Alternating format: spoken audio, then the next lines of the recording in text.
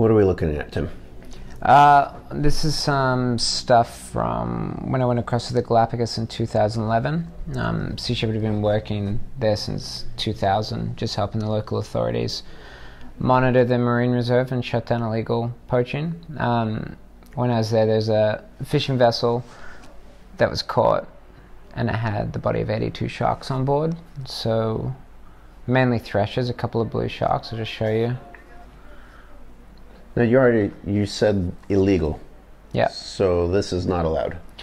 No. So in 1998, the Galapagos, the waters surrounding the many islands of the Galapagos was made into a marine reserve, and any unregistered fishing that happens within those waters is illegal.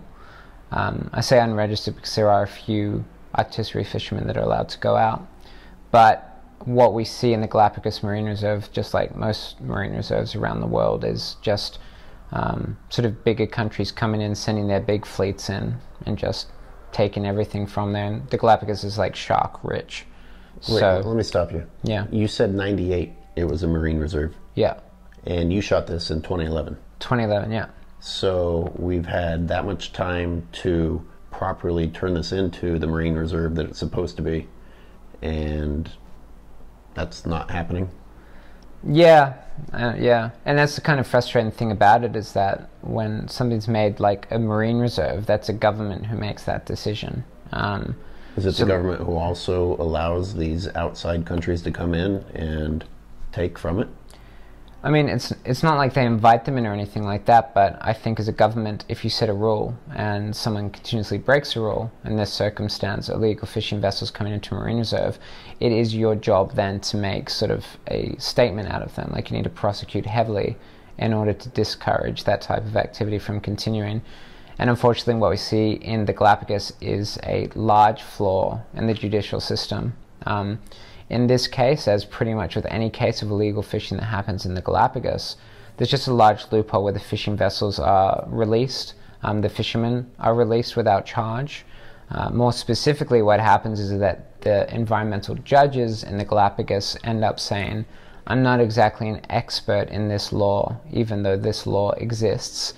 I'm going to have to divert this case back to someone who's more skilled back in Ecuador, which geographically is quite a distance from Galapagos. So essentially all these fishermen in this case with the Renata Cisne were released, and they had to turn themselves into a court in Ecuador to appear before the more qualified judge, and they just never do that.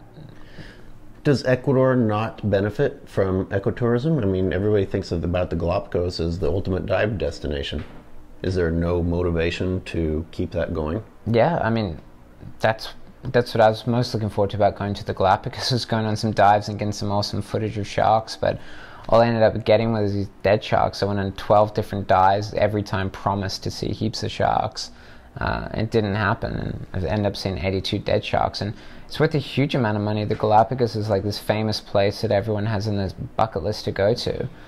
And I don't know why the government doesn't enforce it properly. The potential is that they make a lot of money out of the illegal shark finning trade as well. I mean, there have been... Who exactly gets that money?